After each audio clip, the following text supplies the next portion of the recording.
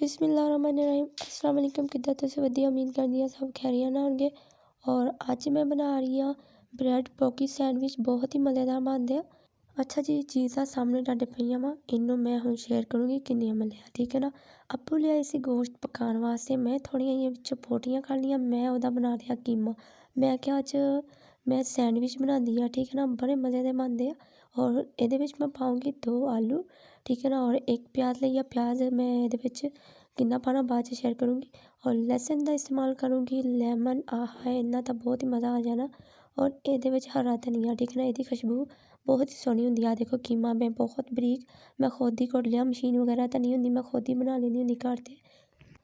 अच्छा जी, मेरी है ना तबीयत भी ख़राब आ और गला ख़राब हो गया मेरा फिर।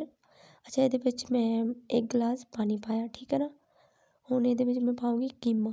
कीमा मैं तकरीबन 1 पाव कीमा होना वा, थोड़ा जिहा ही आ। और इहदे विच मैं पाऊँगी हाफ प्याज, ठीक है ना, अद्धा प्याज लिया, उहनूं मैं चॉप कर लिया। और इहदे विच मैं पाऊँगी लहसुन।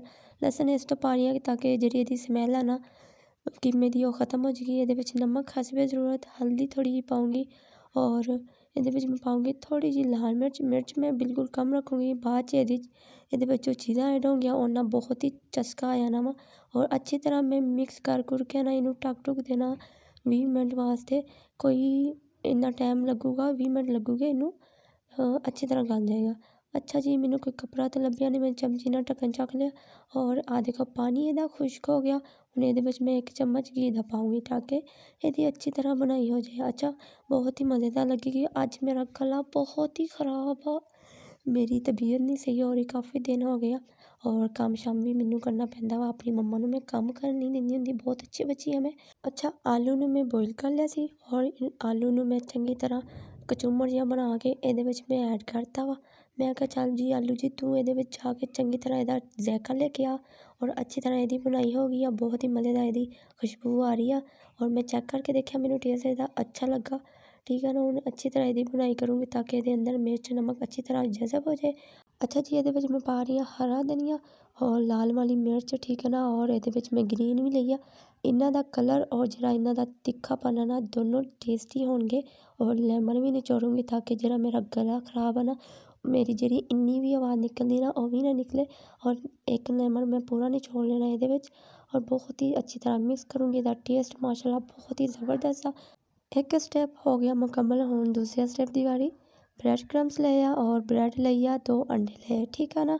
हुण ब्रैड नूं मैं पहला हल्की जी बेल लूँगी ताकि जिहड़ी आपां इहदी गोल जी शेप चाहिदी ना वो अच्छी तरह बनेगी। आ देखो गिलास ले लो या ढक्कन ले लो, मैं गिलास ले लिया, ठीक है ना। और देखो माशाल्लाह बहुत ही ज़बरदस्त इहदा सैंडविच तैयार होएगा।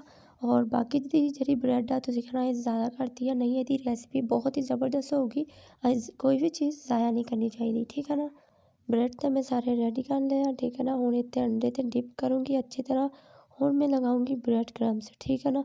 और जल्दी जल्दी मैं इत्ते लगा लूँगी ताकि जरा इहदे अंदर जज़ब हो जाएगा और इन्ना जरा टेस्ट अच्छा आएगा। ब्रेड क्रम्स लाजमी लगाना वा।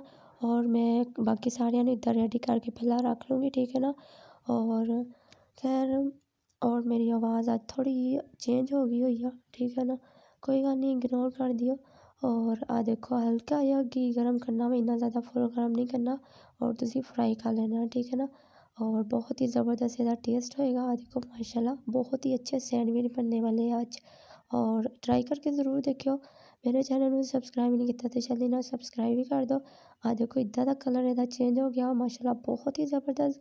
हुण इत्ते मैं लगाऊँगी कट, छुरी नाल कट लगाऊँगी हल्के हल्के हत्थां नाल, इन्नी ज़्यादा नहीं करना ना ताकि टुट ही जान।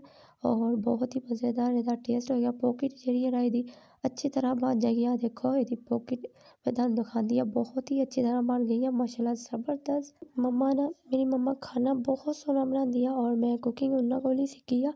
ਹੁਣ ਮੈਂ ਆਪਣੀ ਮੰਮਾ ਨੂੰ ਰਿਟਾਇਰ ਕਰਤਾ ਕਿ ਤੁਸੀਂ ਘਰ ਦਾ ਕੋਈ ਕੰਮ ਨਹੀਂ ਕਰਨਾ, ਅਸੀਂ ਜੋ ਹੈਗੇ ਆ ਤੁਹਾਡੇ ਬਹੁਤ ਕੰਮ ਕਰਨੇ ਨਹੀਂ, ਠੀਕ ਹੈ ਨਾ। ਆਪਣੀਆਂ ਮੰਮਾ ਨੂੰ ਅਸੀਂ ਕੰਮ ਹੀ ਨਹੀਂ ਕਰਨ ਦੇਈਦਾ ਔਰ ਸਕੂਨ ਨਾਲ ਵਿਹਲੇ ਬੈਠੋ, ਤੁਸੀਂ ਆਰਾਮ ਕਰੋ, ਅਸੀਂ ਹੈਗੇ ਨਾ ਕੰਮ ਕਰਨੇ ਨਹੀਂ। ਹੁਣ ਇਹਦੇ ਅੰਦਰ ਮੈਂ ਫੀਲਿੰਗ ਕਰੂੰਗੀ, ਠੀਕ ਹੈ ਨਾ। ਆ ਦੇਖੋ ਮਾਸ਼ਾਅੱਲਾ ਜ਼ਬਰਦਸਤ ਮੇਰੀ ਰੈਸਿਪੀ ਤਿਆਰ ਹੋ ਗਈ। ਉਮੀਦ ਹੈ ਅੱਜ ਦੀ ਰੈਸਿਪੀ ਤੁਹਾਨੂੰ ਜ਼ਰੂਰ ਪਸੰਦ ਆਏਗੀ। ਮੇਰੇ ਚੈਨਲ ਨੂੰ ਸਬਸਕ੍ਰਾਈਬ ਨਹੀਂ ਕੀਤਾ ਤੇ ਜਲਦੀ ਨਾਲ ਜਾ ਕੇ ਸਬਸਕ੍ਰਾਈਬ ਕਰ ਦਿਓ। ਆਪਣਾ ਬਹੁਤ ਸਾਰਾ ਖਿਆਲ ਰੱਖਿਓ। ਅਸੀਂ ਫਿਰ ਮਿਲਾਂਗੇ ਨਵੇਂ ਚਸਕੇ ਦੇ ਨਾਲ, ਨਵੀਂ ਰੈਸਿਪੀ ਦੇ ਨਾਲ। ਓਕੇ, ਅੱਲਾ ਹਾਫਿਜ਼।